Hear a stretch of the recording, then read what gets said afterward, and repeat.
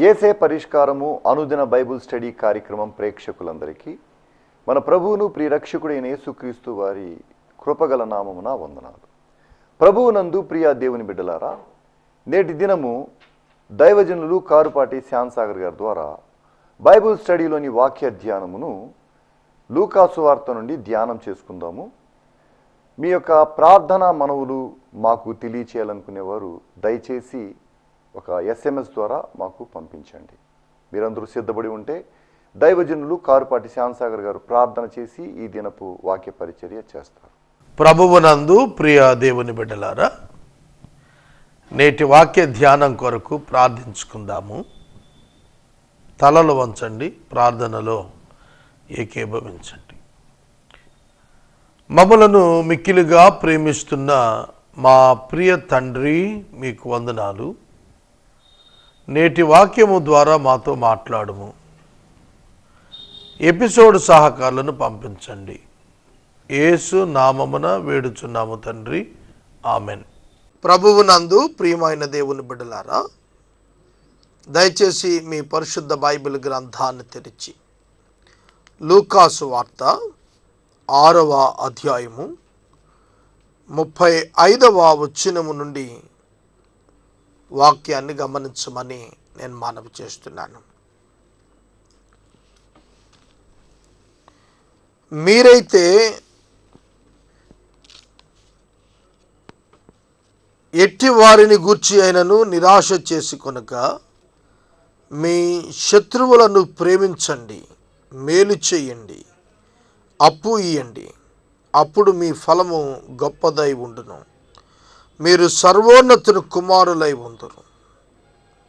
ఆయన కృతజ్ఞత లేని వారి ఎడల, దుష్టుల ఎడల ఉపకారి అయి ఉన్నాడు. కాబట్టి మీ తండ్రి కనికరము గలవాడై ఉన్నట్టు మీరును కనికరము గలవారై ఉండండి. ఇక్కడ ప్రభువు స్వయంగా చెబుతున్నటువంటి మాటలు ఇవి. యేసు యొక్క బోధ చాలా వ్యత్యాసంతో కూడినటువంటిది, ఉపదేశంతో కూడినటువంటిది.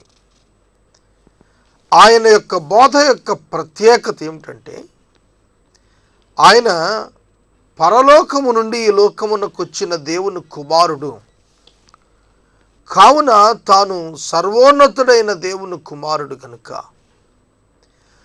మనం కూడా, మానవులం కూడా, ఆయన నామమునందు విశ్వాసం ఉంచిన వారందరూ కూడా సర్వోన్నతుడైన దేవుని కుమారులు అని పిలువబడాలి. చూడండి, యేసు సర్వోన్నతుడైన దేవుని కుమారుడు అని పిలువబడ్డాడు. అలా మనం కూడా పిలువబడాలి అంటే ఇలాగ చేయాలి అని అంటున్నాడు. ఇది మానవులకు సాధ్యమయ్యేదేనా అని అనిపిస్తుంది. పరిశుద్ధాత్మ శక్తితో విశ్వాసికి సాధ్యమవుతుంది అనేది బైబిల్లో మనం ప్రభువును బట్టి, బైబిల్లో ఉన్న నూతన నిబంధన విశ్వాసులను బట్టి మనం ఖచ్చితంగా ఇది నిజమని నమ్మాల్సింది. చూడండి, ఇక్కడ ప్రభువు తెలియజేస్తోంది ఏమిటంటే, మీ శత్రువులను ప్రేమించండి, మేలు చేయండి, అప్పు ఇయ్యండి. చూడండి, ప్రేమించండి అంతరంగ సంబంధం, మేలు చేయండి క్రియా సంబంధం. అంతేకాదు అప్పు ఇయ్యండి, ఇది ఇంకొంచెం అడ్వాన్స్డ్ స్టేజ్, ఇంకా కూడా చాలా ఎక్కువైనటువంటి స్థితి. ప్రియమైన దేవుని బిడ్డలారా, మేలు చేయండి, అప్పు ఇయ్యండి. ప్రతివారు కోరుకునేది మేలు చేయబడాలని, ప్రేమ పొందాలని, అప్పు పొందాలని, అలాగే అపరాధం మోపబడకూడదని, నేరం మోపబడకూడదని, ప్రజలు తమకు ఇవ్వాలని ఇలా కోరుతూ ఉంటారు. మనం ఏమైతే మనం కావాలని కోరుకుంటామో, మనకు జరగాలని కోరుకుంటామో, అదే ఇతరులకు కూడా జరగాలి, ఇతరులు కూడా ఆశీర్వదించబడాలి అనే భావంతో ఉండాలి. అప్పుడు మనం సర్వోన్నతుడి కుమారులమని పిలువబడతాం. ఆయన కృతజ్ఞత లేని వారి ఎడలను దుష్టుల ఎడలను ఉపకారి అయి ఉన్నాడు. చూడండి, యేసుక్రీస్తు ప్రభు దేవుని గురించి మాట్లాడుతున్నాడు ఇక్కడ. సర్వోన్నతుడు అయిన దేవుడు దుష్టులను కూడా ఆయన మేలు చేసే ఆయనగానే ఉన్నాడు. అంటే వితౌట్ జడ్జింగ్, ఇమీడియట్లీ, వెంటనే ఆ వ్యక్తికి తీర్పు తీర్చకుండా అతడు మారు మనసు పొందటానికి అవకాశాన్ని ఇస్తూ దేవుడు దుష్టునికి కూడా మేలు చేయటానికి ఆయన ఉపకారి అయి ఉన్నాడు. దుష్టునికి మేలు చేయటం అంటే అతను దుష్టత్వాన్ని ఎంకరేజ్ చేయటం కాదు, అట్లా అర్థం చేసుకోకండి. అతని కష్ట సమయంలో అతనిని ఆదుకుంటానికి అని అర్థం చేసుకోవాలి. కనుక చెడ్డవారికి కూడా మేలు చేసే దేవుడు, దుష్టులకు కూడా ఆయన మేలు చేసేవాడు. ఆయన అందరికీ ఉపకారి. క్రైస్తవుడు అందరికీ ఉపకారి ఉండాలి. ఇది చాలా పర్యాయాలు లోకంలో మనం వింటూ ఉంటాం. నీకెందుకు వారి సంగతి, వారు ఎట్లా పోతే మనకేం, వారు చేసుకున్నది వారు అనుభవిస్తున్నారు, మనమెందుకు జోక్యం చేసుకోవాలా, మనమెందుకు వారికి హెల్ప్ చేయాలి, వారికి చాలా గర్వం, లేకపోతే వారికి చాలా హెడ్ స్ట్రాంగ్నెస్, మనం ఎందుకు వారికి హెల్ప్ చేయాలి, వాళ్ళ ఫేట్ అది, దాన్ని ఎవరూ మార్చలేం. ఇట్లా కొన్ని తప్పించుకోవటానికి మనలను మనం జస్టిఫై చేసుకుంటూ అవతల వాళ్ళను వాళ్ళ బాధల్లోనే ఉంచేస్తూ ఉంటాం. ప్రభు అందుకే చెప్పాడు, మీ శత్రువులకు కూడా మీరు మేలు చేయండి, ప్రేమించండి, అప్పు ఇవ్వండి. చూడండి, అప్పు ఇవ్వండి అన్న మాట అసలు సాధారణంగా డబ్బును ఎంతగా మనుషులు ప్రేమిస్తారంటే, అది మనల్ని విడిచిపోతే మనం ఏమైపోతామో అన్నంతగా ప్రేమిస్తారు. డబ్బు నిన్ను విడిచిపోతే నీకేమో అయిపోతుంది అనే భావం నీలో ఉంటే నువ్వు అసలు విశ్వాసవే కాదు. డబ్బు లేకపోతే దేవుడు ఉన్నాడు. డబ్బును దేవుడు నీ వినియోగార్థం మరియు నీ ద్వారా ఇతరుల అవసరాలు తీర్చడానికి నీకు ఇచ్చింది. చాలామంది కోట్లు సంపాదిస్తున్నారు, కానీ దాన్ని పరోపకారానికి వినియోగించడంలో వారు వైఫల్యం చెందుతున్నారు. వాడికి ఎన్ని కోట్లు ఉంటే ఎవరికి కావాలి? ఇతరులతో పంచుకోలేకపోతే, ఇతరుల కష్టాలను ఆదుకోలేకపోతే ఆ వ్యక్తి యొక్క ధనం అతన్ని ధనవంతుడని అనిపించుకోవటానికి అర్హతను కలుగు చేయలేదు. ఒక వ్యక్తి సేవ చేస్తే వచ్చే తృప్తిని బట్టే ఆనందంగా ఉంటాడు తప్ప డబ్బు సంపాదన బట్టి ఆనందంగా ఉండడని ఆయన స్వయంగా స్టేట్మెంట్ ఇచ్చాడు. ఏమి డబ్బు ఉంది, ఆయనకి ఎంతో డబ్బు ఉంది, కానీ తృప్తి లేదు. తృప్తి సేవలోనే వచ్చింది అన్నాడు. అదే ప్రభు ఇక్కడ చెప్తున్న మాట మనం అర్థం చేసుకుంటే, సోదరుడా, సోదరి, నీ జీవితం ఎప్పుడైతే సమాజంలో దేవుని యొక్క కుమారునిగా రుజువు చేసుకోవటానికి ఉపయోగిస్తావో అది దేవునికి మహిమ. కాబట్టి మీ తండ్రి కనికరము గలవాడై ఉన్నట్లు మీరును కనికరము కలిగి ఉండండి. తీర్పు తీర్చకండి, అప్పుడు మీకు తీర్పు తీర్చబడదు. నేరము మోపకుడి, అప్పుడు మీ మీద నేరము మోపబడడు. క్షమించుడి, అప్పుడు మీరు క్షమించబడదురు. చూడండి, 3 విషయాలు ఇక్కడ మనం చదువుకున్నాం. తీర్పు తీర్చవద్దు, క్షమించండి, మరియు నేరం మోపకండి. ఇవి మీరు చేస్తే మీ మీద కూడా వీటి యొక్క ప్రభావం విరుగుడైపోతుంది అన్నాడు. మీరు నేరం మోపొద్దు, మీపై నేరం మోపబడదు. మీరు క్షమించండి, మీరు క్షమించబడతారు. మీరు తీర్పు తీర్చకండి, మీకు తీర్పు లేదంటున్నాడు. కనుక నీ సక్సెస్ దేనిలో ఆధారపడి ఉంది? నీ విక్టరీ దేనిపై ఆధారపడి ఉంది? నీకున్నటువంటి ఆ గొప్ప ఘనత నువ్వు పొందాలనుకునేది ఎవరి చేతుల్లో ఉంది అంటే it is in your hands only. నీ చేతుల్లోనే దేవుడు ఉంచాడు. ఆయన ముందే చెప్పాడు, ఏ విధంగా నీవు జీవిస్తే ఎట్టి ఫలం పొందుతావు అనేది నీకు ముందే బైబిల్ గ్రంథంలో ఎక్స్ప్లెయిన్ చేస్తూ వచ్చాడు. అనేకులు ఇతరుల పైన నేరాలు మోపుతూ ఉంటారు. అది అపవాది యొక్క పని. కొందరు తీర్పు తీరుస్తూ ఉంటారు, వాడు ఇట్లాంటి వాడు, వీడు ఇట్లాంటి వాడని. అది దేవుని యొక్క వాక్యం చెబుతోంది, అది మంచి పద్ధతి కాదు, అది దేవుడు హర్షించేది కాదు. నీవు తీర్పులోనికి వస్తావు. మరియు వాక్యంలో అంటున్న మాటను మీరు చూస్తే, క్షమించండి అప్పుడు మీరు క్షమించబడతారు. క్షమాపణ ఉత్తమమైనటువంటి గుణం, అది దైవ గుణం. తప్పులు చేయటం మానవ స్వభావం ఎట్లాగో క్షమాపణ దేవుని స్వభావం. దేవుడు క్షమిస్తూనే ఉంటాడు. ఎంత ఘోర పాపినైనా క్షమిస్తాడు. ఎంత ఘోర పాపమునైనా ఆయన ఒక్క క్షణంలో మర్చిపోగలుగుతాడు ఆయన క్షమాపణ ఇచ్చినప్పుడు. కనుక ఆయన ఎద్దకు వచ్చి పశ్చాత్తాపడిన వారిని ఆయన తోసివేయడు. ప్రియమైన దేవుని బిడ్డలారా, మీలో చాలామంది అనుకోవచ్చు, అయ్యో నేను దేవుని దగ్గరికి ఎట్లా పోతాను, ఇన్ని పాపాలు చేశాను కనుక నన్ను నేను శిక్షించుకుంటాను, దేవుణ్ణి ఏం క్షమాపణ అడుగుతాను అనుకుని కొందరు ఆహారం మానేసిన వాళ్ళు ఉన్నారు. ఒక చెయ్యిని వాడని వారు ఉన్నారు. నడక మానేసిన వారు ఉన్నారు. ఓ చెట్టు కింద కూర్చొని పుట్టలు పట్టేటట్టుగా ఆ దేహంని అప్పగించేసిన వారు ఉన్నారు. ముండ్లపై పడుకున్న వారు ఉన్నారు. దేహాన్ని నువ్వు బాధ పెట్టుకుంటే నీకు క్షమాపణ వస్తుందా? నీకు ఆత్మశాంతి వస్తుందా? కాదు. కొందరు పేదరికంలో ఉండిపోతున్నారు.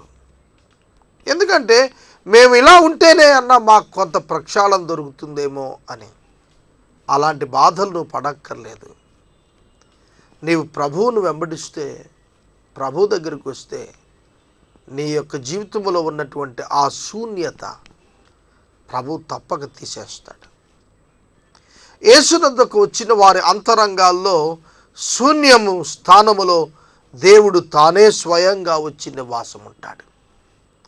అల్టిమేట్ రిజల్ట్ ఏమిటంటే విశ్వాస జీవితంలో పరిశుద్ధాత్మని నివాసం ద్వారా అద్భుతమైన తృప్తిని, అద్భుతమైనటువంటి సంతృప్తిని అతడు పొందగలుగుతాడు. క్షమించుడి అప్పుడు మీరు క్షమింపబడుదురు, ఇయ్యుడి అప్పుడు మీకు ఇయ్యబడును. అణచి కుదిలించి దిగజారునట్లు నిండు కొలతను మనుషులు మీ ఒడిలో కొలుతురు. మీరు ఏ కొలతతో కొలుతురో ఆ కొలతతోనే మీకు మరలా కొలవబడును. చూడండి, యూ విల్ బి రివార్డెడ్, నీవు ఘనపరచబడతావు అనే అద్భుతమైన సత్యం ఇక్కడ చెబుతున్నాడు. నువ్వు దేవుని ఘనపరిస్తే నువ్వు దేవుని చేత ఘనపరచబడతావు. నువ్వు మనుషులను ఘనపరిస్తే నువ్వు మనుషుల చేత కూడా ఘనపరచబడతావు.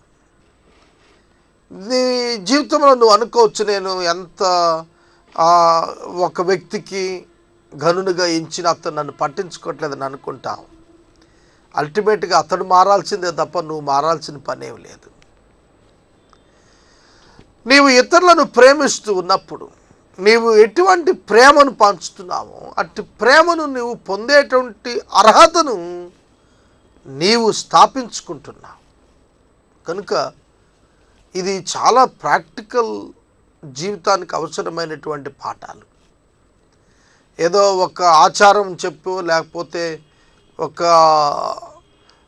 పద్ధతి నీకు నేర్పించి దీన్ని చెయ్యి అంటే నువ్వు చేయటం సులభం అని నువ్వు అనుకుంటావేమో, కానీ అనుదినం దీన్ని నువ్వు ప్రాక్టీస్ చేస్తూ వెళితే నీ జీవితం ఎలా ఉంటుందో తెలిసినా ప్రజల చేత నిండినటువంటిదిగా ఉంటుంది. నీవెక్కడుంటే అక్కడ ప్రజలు నీ చుట్టూ ఉంటారు. నువ్వు గొప్ప నాయకత్వంలోకి నడిపించబడతావు. మరియు ఆయన వారితో ఈ ఉపమానము చెప్పెను, గుడ్డివానికి గుడ్డివాడు దారి చూపగలడా? వారిద్దరును గుంటలో పడుదురు కదా. శిష్యుడు తన బోధకుని కంటే అధికుడు కాడు. సిద్ధుడైన ప్రతివాడును తన బోధకుని వలె ఉండును. చూడండి, గుడ్డివాడు మరొక గుడ్డివానికి దారి చూపగలడా? చూపలేడు. అలాగే నీడలు ఇద్దరు కలిసి గుంటలో పడతారన్నాడు. ఇక్కడ దేనికి చెప్తున్నాడు? మార్గదర్శకత్వము. ఎవరు చేయగలుగుతారు? ఆధ్యాత్మిక దృష్టి కలిగిన వాడే ఆధ్యాత్మిక మార్గాన్ని నిర్దేశన చేయగలుగుతాడు. ఆధ్యాత్మిక గమ్యానికి చేర్చటానికి ఆధ్యాత్మిక అంధత్వం ఉన్నవాడు సరిపోడు. మానవ శరీర ఇచ్ఛలతో కూడిన జీవితానికి లోబడిపోయిన వాడు నీ యొక్క ఆధ్యాత్మిక జీవితానికి ఉన్నత దిశను చేర్చటానికి సరిపోడు. ఒకే ఒక బోధకుడు, ఆయనే ప్రభు అయిన యేసుక్రీస్తు. ఆయన ఎటువంటి మార్గదర్శి? ఆయన ఉన్నతమైన ఆధ్యాత్మిక వెలుగును కలిగిన మార్గదర్శి మనకు. గుడ్డివాడు గుడ్డివానికి త్రోవ చూపగలడా? ఒక పాపి మరి యొక్క పాపికి పరలోక మార్గాన్ని చూపించగలుగుతాడా? యోబు అన్నాడు తన యొక్క గ్రంథంలో తను రాస్తూ, పాప సహితునిలో నుండి పాపరహితుడు రాగలిగిన ఎడల ఎంత మేలు అన్నాడు. అయినా అది ఎట్లా సాధ్యం అని అడిగాడు. ఒక పాపి మరి యొక్క పాపికి పరలోకమునకు వెళ్ళటానికి కావలసినటువంటి స్థితిని ఏర్పాటు చేయగలుగుతాడా? లేదు కదా. ఇద్దరూ కలిసి అగ్నిగుండంలో పడతారు, గుంటలో పడతారు, పాతాళ వశం అయిపోతారు. కనుక యేసుక్రీస్తు ప్రభువే మనకు మార్గదర్శకుడు. పరలోకము నుండి వచ్చినటువంటి ఆయన, నరావతారిగా వచ్చిన ఆ వాక్యమైన దేవుడు మనకు నిజమైనటువంటి బోధకుడు, మార్గదర్శకుడు. శిష్యుడు తన బోధకుని కంటే అధికుడు కాడు, సిద్ధుడైన ప్రతివాడును తన బోధకుని వలె ఉండును. బోధకుడు, శిష్యుడు, master and student, master and his disciples. శిష్యులు బోధకుని కంటే ఎన్నడూ అధికుడు కాడు. ఇది చాలా ఉత్కృష్టమైనటువంటి స్టేట్మెంట్. అంటే ఏ శిష్యుడు కూడా తన బోధకుని కంటే గొప్పవాడినని గర్వించటానికి వీల్లేదు. సిద్ధుడైన ప్రతి శిష్యుడు బోధకుని వలె ప్రసిద్ధిగాంచుతాడు. సిద్ధుడైన అంటే ఎక్విప్డ్ డిసైపుల్, ఎక్విప్డ్ ఒక స్టూడెంట్. కనుక అభ్యాసము చేతను జ్ఞానము చేతను నిండుకున్నటువంటి practical knowledge of the faith, యేసును గుర్చిన విశ్వాసపు జ్ఞానాన్ని అనుభవాన కలిగినటువంటి వాడు ఒక చక్కటి బోధకునిగా ఆవిష్కరింపబడతాడు. కనుక సిద్ధుడైన శిష్యుడి వలె మనం ఉండాలి. బోధకుడైన యేసు కంటే గొప్పవాడెవడు? ఎవ్వడు లేడు. కనుక ఆయన శిష్యులంగా ఉన్న మనం సిద్ధులైన శిష్యులం వలె, అనగా ఆయన ఎట్లా నడిచాడో దానిని అభ్యాసం చేసుకోవటంలో ఒక ప్రాక్టికల్ సెన్స్లో మనం ఎక్స్పీరియన్స్లోకి గనక మనం వెళ్ళగలిగితే ప్రభువు మనకు ఆ ఘనతను ఇస్తాడు. అందుకే నేను 41వ వచనంలో నుంచి అంటున్నాడు, ఒక శిష్యుడు తననెట్లా చూసుకోవాలి, తాను ఎట్లా ప్రిపేర్ అవ్వాలి అనే దాని గురించి మాట్లాడుతూ, నీవు నీ కంటిలో ఉన్న దూలమును ఎంచక నీ సహోదరుని కంటిలో ఉన్న నలుసును చూడనేలా. కంటిలో దూలం ఎందుకుంటుంది? కన్ను చాలా చిన్నది కదా, మరి దూలం అంటే చాలా పెద్దది. మరి ఇంత చిన్న కంటిలో దూలం ఉంచుకుని అనే దాని యొక్క భావం ఏమిటి అంటే, నీవు ఏ హృదయం కలిగి ఉన్నావో, నీ హృదయంలో ఉన్న ఆటంకం ఎంత పెద్దదో నువ్వు తెలుసుకోకుండా ఎదటి వారి యొక్క హృదయంలో ఉన్నటువంటి చిన్ని చిన్ని లోపాలను నీవు ఎత్తి చూపిస్తున్నప్పుడు అనే భావంతో మాట్లాడుతున్నాడు. నీ కంటిలో దూలమును ఎంచక అంటే నీ కంటిలో ఉన్న దూలం గురించి ఆలోచించవు. నిన్ను నీవు సంస్కరించుకునేదానికి, నిన్ను నీవు సరి చేసుకునేదానికి, నిన్ను నీవు పరీక్షించుకోవడానికి ఇష్టపడవు. నీలో ఉన్నటువంటి వ్యర్థమైన వాటిని తీసి పారవేయటానికి ఇష్టపడవు. కానీ ఎదుట వ్యక్తి హృదయంలో ఉన్న లోపాలను చూడటంలో నలుసు వంటి లోపాలు, వాటి మీద నువ్వు దృష్టి కేంద్రీకరిస్తున్నావు. అందుకనే అటు వారికి అన్నాడు, సహోదరుడా, నీ కంటిలో ఉన్న నలుసును తీసివేయమని నీవేలా చెబుతున్నావు? వేషధారి, మొదట నీ కంటిలో ఉన్న దూలం తీసివేయి, అప్పుడు నీ సహోదరుని కంటిలో ఉన్న నలుసును తీసివేయుటకు నీకు తేటగా కనపడును. నీ దృష్టి లోపం పెట్టుకుని ఎదట వ్యక్తిని సరిచేయాలని చూస్తావేమంటున్నాడు ప్రభు. మొదట ఒక వ్యక్తి బోధకు అర్హత ఏమిటో తెలుసా? ఒక శిష్యుడికి క్లీన్ హార్ట్, క్లీన్ హ్యాండ్స్, శుద్ధమైన హృదయం, శుద్ధమైన చేతులు, శుద్ధమైన నడత కలిగి ఉండాలి. అప్పుడే బోధకు అర్హుడు అవుతాడు. ఈ పదం మాట్లాడుతున్నప్పుడల్లా నా హృదయాన్ని నేను పరిశీలన చేస్తున్నాను. ఖచ్చితంగా బోధకు అనర్హుడిని నేను. అవును, యేసుక్రీస్తు ప్రభు ఆయన ఎంత పరిశుద్ధుడిగా ఉండి బోధించాడు. ఈ దినాన బోధకులంగా మనం పరిశీలన చేసుకుంటే బోధల్లో ప్రభావం లేకపోవటానికి కారణం, అనేకులు ఈ బోధకు స్పందించకపోవటానికి కారణం ఏంటంటే ప్రాక్టికల్గా బోధిస్తున్నవాడు అట్లా జీవించలేకపోవటమే. ప్రభు యొక్క వాక్యంలో ఈ వేషధారి అని పిలుస్తూ ఆయన చెబుతున్నాడు, నీ హృదయము సరిచేసుకో. ప్రియమైన దేవుని బిడ్డలారా, క్రైస్తవులు మొదట తమ హృదయాన్ని బాగు చేసుకోవాలి. క్రైస్తవుడు మొదట తన కుటుంబాన్ని బాగు చేసుకోవాలి. క్రైస్తవుడు మొదట తన భార్య బిడ్డలను ప్రభువు కొరకు సంపాదించటంలో, ప్రభు యొక్క సాక్ష్యంలో కొనసాగించటంలో నిలబడాలి. అనేక పర్యాయాలు ఈ క్రైస్తవ సాక్ష్యపు జీవితంలో వైఫల్యం చెందుతూ ఉంటాం. అంత మాత్రం చేత డిస్క్వాలిఫై అయిపోయాము అనుకొని వెనుతిరగాల్సిన పని లేదు.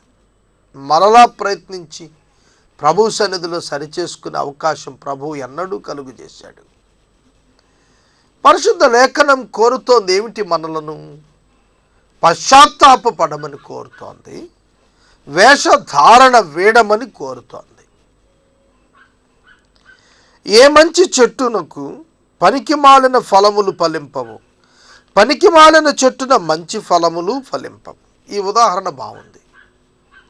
మంచి చెట్టుకు పనికిమాలిన ఫలాలు రావు, పనికిమాలిన చెట్టుకు మంచి ఫలాలు రావు.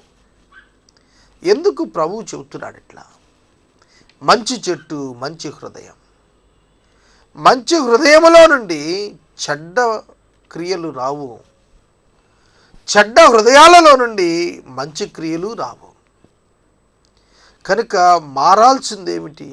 మనసు మారాలి, హృదయము మారాలి.